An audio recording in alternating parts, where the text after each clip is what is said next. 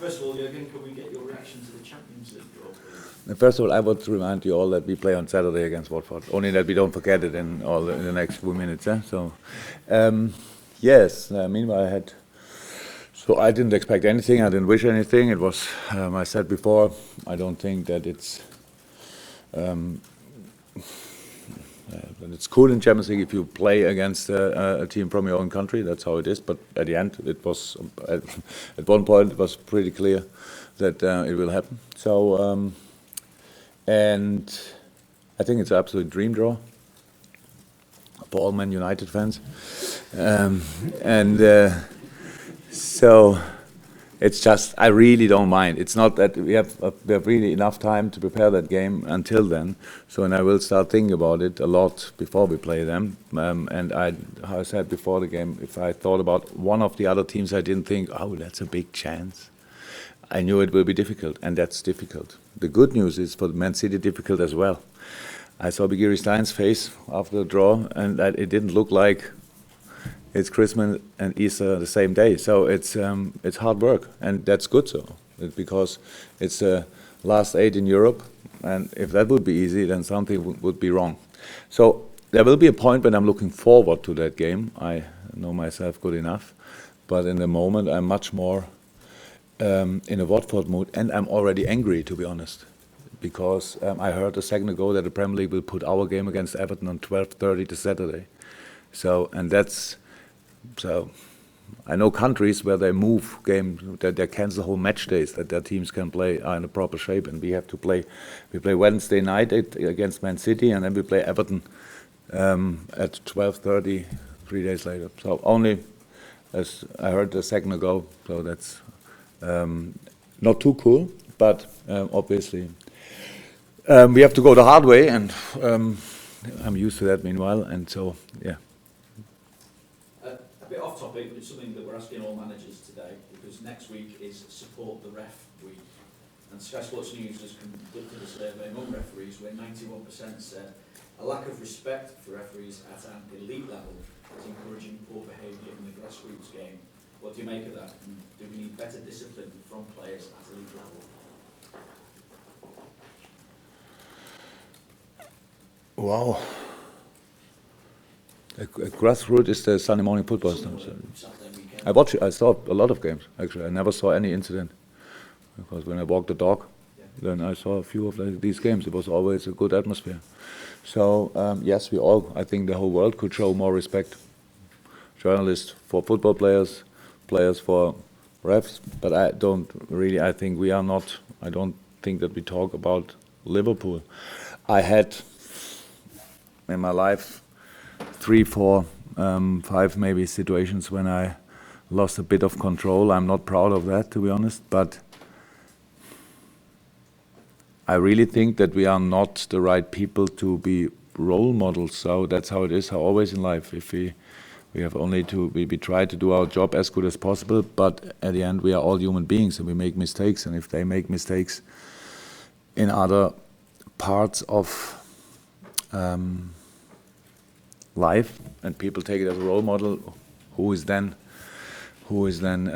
makes the fault? So I really think that would be a big job if we have to take this responsibility as well. Yes, but we need to show respect. I think we do that with Liverpool. We do that. My players are fantastic. We are always on top of the table of first 3, I think, for second at the moment. So we moan a bit afterwards, how it is normal when the decisions are not right. Not sure if that's enough, because it never changed anything. So, but showing respect is an issue for all of us, and not only for football players and football managers. I really think you would make your life too easy if you put the responsibility on us and say, yeah, that's because of you. If you talk about ref, I know that we cannot play that game without referees. That's how it is. That means we need them, absolutely. They could not whistle without the players, by the way. It would be crazy if they run around with a whistle in their hand and nobody plays football around. So that's, if you want, we need each other. And so I think it's a good moment, to be honest, with refs and players' behavior, managers' behavior, and there were much more incidents in the past. So I think it's getting better. So maybe I'm the only one who sees it like this. I don't know. Do we talk only about this because it's this specific day, or is it an issue? It's this specific week next week. Next week, a whole week. For the ref, it's an initiative to obviously help the game at grassroots level as well. How is that? I saw for sure 30, 40 games. It was always completely quiet. Maybe it's because of the region where I live, but it's the atmosphere there is really cool and relaxed. They all want to play football and need somebody who takes the whistle and makes the decisions, and they respect that. So that's how it should be, actually. And in terms of this weekend and the game against Watford, obviously, now I'm awake. In your time here, though, Liverpool have never suffered back-to-back defeats in the Premier League. What is it about your players that generally brings a response when you have suffered a defeat in the league? First of all, that's good news, but that doesn't mean anything. That only means we have to do it again. So don't know exactly. We expect from ourselves that we win football games, and especially if you lost a game like the last one, then you want to. In an ideal world, you would play 3 hours later and can change your own mood, actually. And so that's we keep that kind of revenge feeling or whatever during the week, because we have to and we want to go back immediately on the other side, on the winning side. And but I saw the game from Arsenal against Watford, to be honest, and the end was 3-0, right? So that was not a 3-0.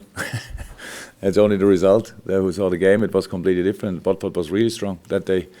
Missed the penalty, created chances, caused them problems, a lot of problems. So they are actually in a good moment result-wise. The last one didn't look like that, but we respect them a lot. And but we have our own targets, like always, and we have a home game. That should make it especially difficult for the opponent. And I think we have nothing else to do than creating again a really outstanding performance and atmosphere. So that's the job to do. And after that, we have a 2-week, not break, but we are not together for around about 2 weeks with all our players, and until the Crystal Palace game, which is again at 12:30 after the national break. I only want to say maybe you can look back how often that happened. That's all. So we have to do the job again. Doesn't have to do too much with the last game. It's more about our situation, and we want to stay at least where we are, if possible, even better. Just the 12:30 match for the Everton match not give you extra time? No, we play Wednesday night, and then we play 12:30. Means the players get up at Thursday one time, and then they have lunch or breakfast, and then we train, and we have the next day second day recovery, and then you start at 12:30. So it's not perfect. We take it like it is, but if I cannot be angry about something like that anymore, if I have to be politically correct and say nothing, then I'm dead.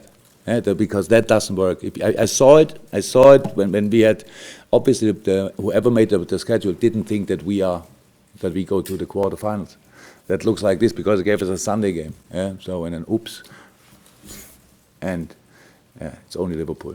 So that's really I cannot see differently. I know it's a tough weekend historically, that working well.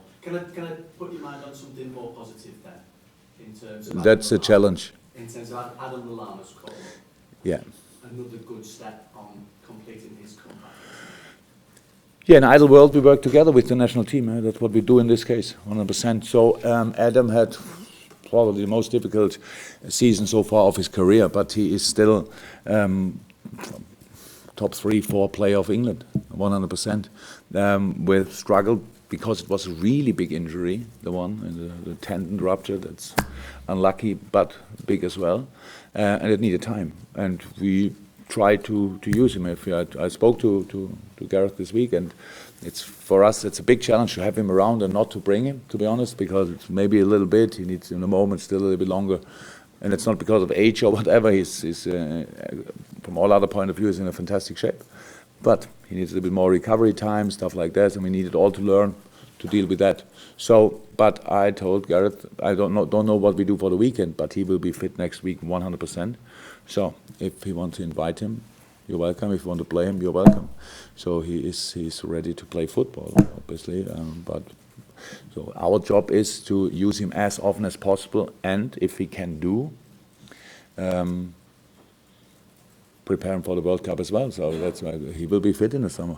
Yeah, that's only too late then for the whole season, for the last season. But then, from this point of view, I'm pretty sure everything will be good again. Because more match time ultimately, does that help you? What? Which match? No. All match time. So the next 2 weeks. Yeah, if he could play minutes, of course it would help us. It would help him. Yeah, of course. Thank you. Juliet? Don't want a disappointment with Manchester United building into Watford, because I guess you're not always in a bad mood. No, it's true. Which kind of reaction? What do you want? Reaction from the players and yourself? Look, we doing the analyze. If you have to have so many different views how you can look at this game. So yes, we around the 2 goals we conceded, our formation was not right. Our behavior around the challenge, Dejan and Lukaku, was not right. Protection was not good. A little bit too late in mind, stuff like that. That was a thing we spoke about. It should not happen in a game like. It should not happen in any game, but against United it should not happen for sure. So we opened them a little bit the door for these 2 goals, and the biggest chance was the Mata chance. So that was it was crazy how free he was in the box. Apart from that, we controlled the game. We dominated it. We had the ball. We created chances. We were constantly in the box. And now, if you see, you cannot, against a deep defending side with the quality of Man United, creating chances is a real job to do. And the situation around the handball situation of Valencia, if anybody would say it's a handball or not, but the ball touched the hand. It was a perfect play. So at the end, Robbo is in a box in a fantastic position, and if the hand is not where the hand is, then Sadio gets the ball. So you cannot play it better. So where's my blame now for the players? I say you have to cross like this, that the hand cannot be, they don't hit the hand. That's not possible. Similar, Roberto and Sadio was a fantastic little piece of football. Sadio would have been in a fantastic situation. So only take these 2 situations and a few more, and then we had set pieces were absolutely okay. We had them pretty much all without hitting the target. So that's all things. So we were not happy about the result. We were not happy about the performance, but the performance was not as bad as the result. Only in a few minutes, around about 7, 8 very decisive minutes, we deserved the result. In all the other minutes, so it was like, so we criticized ourselves for these situations, and then we took the rest as well. But we can play better than we played even in the good moments of that game. And that's what we have to try, of course, again. And a lot of things you can learn from this game. A lot of things you have to learn from this game. And it only felt really, really average afterwards because of a few situations we had in that season already. And I know if you mention things like this, people look at you like you're not a good loser, or you always have something to say when you lose, and try to find excuses. But we got a penalty against Tottenham, which at least you can discuss about. We got a penalty from the same ref against Everton, which at least you can discuss about. It was a very soft one, and there we had no penalty. At the end, you sit there and think, okay, that's how it is. We have to take it, and we took it. It's already, thank God, a few days ago, but without striking back in an overly aggressive way, because we never did that. We use it as motivation, for sure. It's important. Just a little bit in professional football and professional sports, you need to be a little bit angry to bring your best on the pitch. So we are that. We respect the rules, but we are that. And after a game like this, is a little bit more. And hopefully we can bring that in the game as well. Just in terms of that Everton game, are you upset at the specific timing of the game? What do you think what I'm talking about, really? What is my English that bad that you have to ask this question again? We play at 7:45 Wednesday night and play 12:30 on Saturday. It's only the other team plays at 5:30. Can you imagine how big the difference is in this 5 hours? It means the world. in preparation, in recovery. Means the world. Well, would you like to have it moved? Or No, I want to have it at 9 o'clock in the morning. What do we, at 3 o'clock? At 3 o'clock, normal game. We had, usually it was on Sunday, 2:15, I think. Well, put it on a normal time and not at breakfast.